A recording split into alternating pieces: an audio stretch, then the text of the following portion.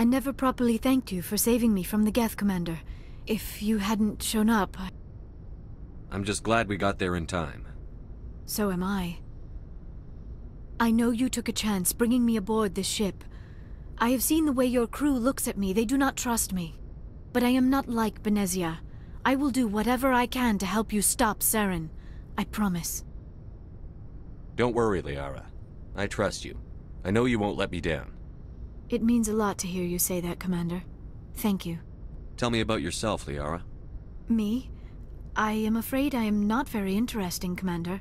I spend most of my time on remote digs, unearthing mundane items buried in long-forgotten Prothean ruins. Sounds dangerous. And lonely. Sometimes I would run afoul of indigenous life forms or stumble across a small band of mercenaries or privateers, but I was always careful. Until the Geth followed me to Artemis Tau, I never found myself in any situation my biotics could not handle. As for the solitude, well, that is one aspect that most appealed to me. Sometimes I just need to get away from other people. You don't like other people? I suppose it comes from being a matriarch's daughter. People expected me to follow in Benezia's footsteps. They wanted me to become a leader of our people. Matriarchs guide their followers into the future. They seek the truth of what is yet to come. Maybe that's why I became so interested in the secrets of the past. It sounds so foolish when I say it out loud. It sounds like I became an archaeologist simply to spite Benezia. I bet that pissed her off. No. When I told her, she simply said, "A daughter must rebel against her mother, Liara. It is part of the natural order." But there was more to it than that. I felt drawn to the past. The Protheans were these wondrous, mysterious figures. I wanted to know everything about them. That is why I find you so fascinating. You were marked by the beacon on Eden Prime. You were touched by working Prothean technology. Sounds like you want to dissect me in a lab somewhere. What? No! I did not mean to insinuate. I never meant to offend you, Shepard. I only meant that you would be an interesting specimen for an in-depth study. No, that's even worse. Calm down, Liara. I was only joking. Joking? Oh, by the goddess, how could I be so dense? You must think I am a complete and utter fool. Now you know why I prefer to spend my time in the field with data disks and computers. I always seem to say something embarrassing around other people. Maybe we could pick up where we left off. You were telling me about your interest in the Protheans. Actually, I think I was talking about my interest in you, and making a fool of myself in the process. As I said, I am not used to dealing with people, especially humans. It is up to people like you to change their minds, Shepard. Why me? There is a reason the Council chose you to become a Spectre. They saw something special in you. The best of what humanity has to offer. I looked into your history. I know what you did on Torfin. I cannot even imagine how horrible that must have been, but you did what had to be done. You didn't need to go behind my back. I would have told you whatever you wanted to know. I apologize, Commander. After our last conversation, I was afraid I would say something stupid again. I wanted to know more about you. To understand what made you into the man you are. There is something compelling about you, Shepard. Are you sure you're interested in me? Or is it my visions of the Protheans? I admit, your connection to the Protheans had something to do with my initial interest, but it has grown beyond that. You intrigue me, Shepard, but I was not sure if it was appropriate to act on my feelings. I thought there might already be a relationship between you and Chief Williams. I care about Ash. A lot. I thought so. Still, I feel as if there is also some attraction between us, Shepard. You're right. There is something between us. I knew it, and I knew you felt it too. But does this not seem rather strange? Why do I feel so close to you? We have only known each other a short time. We are from two different species. We have almost nothing in common. This makes no sense. These things never make sense. They just happen, and we get swept up in the storm.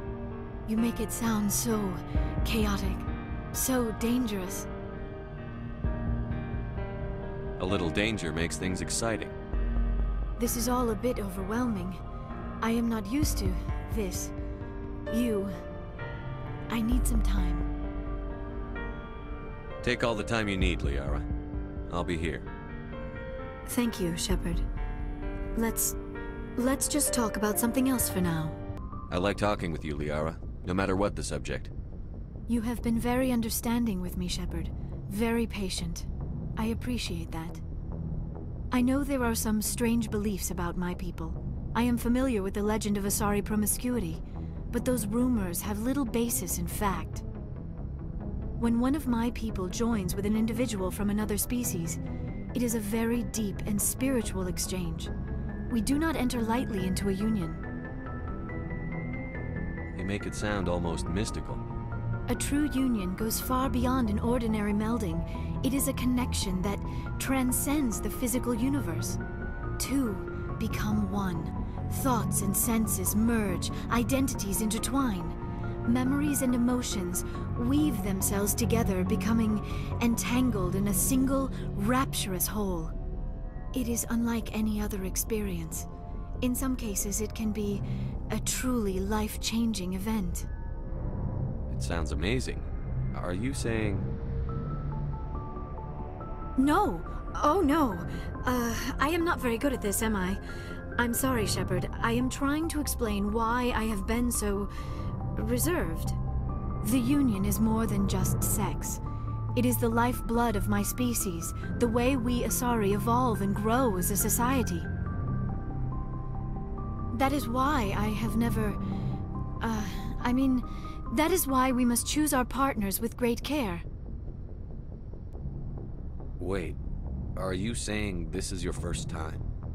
I am only 106, barely an adult by Asari standards, and I spend most of my time absorbed in my research. I never really thought about it. Not until I met you. You are very special to me, Shepard. But with all that's happened, Saren, the Geth, the Reapers, I do not know if we are ready for this. These are dark times, Liara. Maybe once all this is over. I'm glad you understand, Shepard. There is too much at stake. We need to put aside our personal feelings and focus on stopping Saren. I wish it did not have to be that way. But we all have to make sacrifices. Do not push me away. I am not the one who angers you. Besides, you will figure something out. You always do. I believe in you, Shepard. I am with you every step of the way.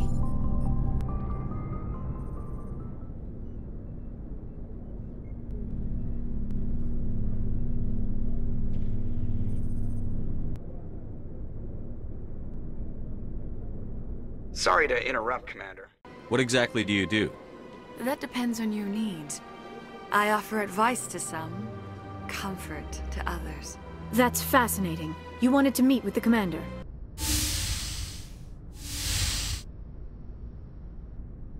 Shepard, may I speak with you?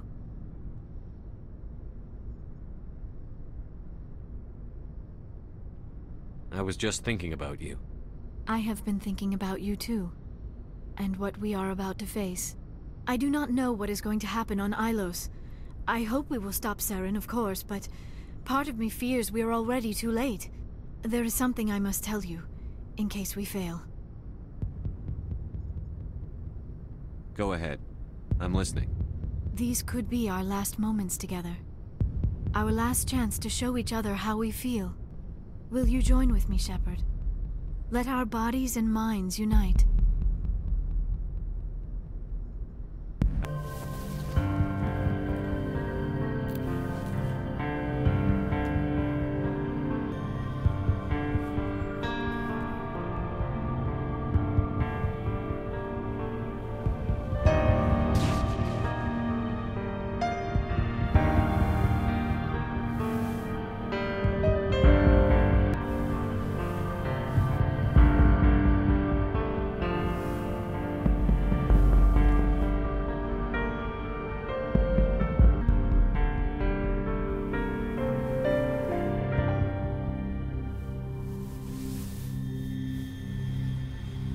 By the goddess, That was incredible, Shepard.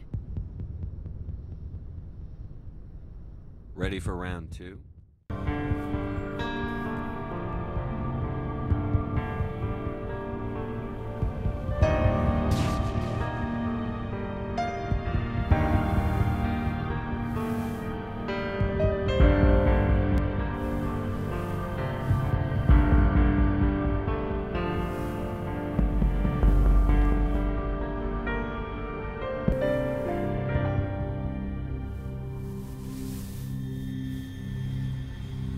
By the goddess. 5 minutes ETA to the Mu relay.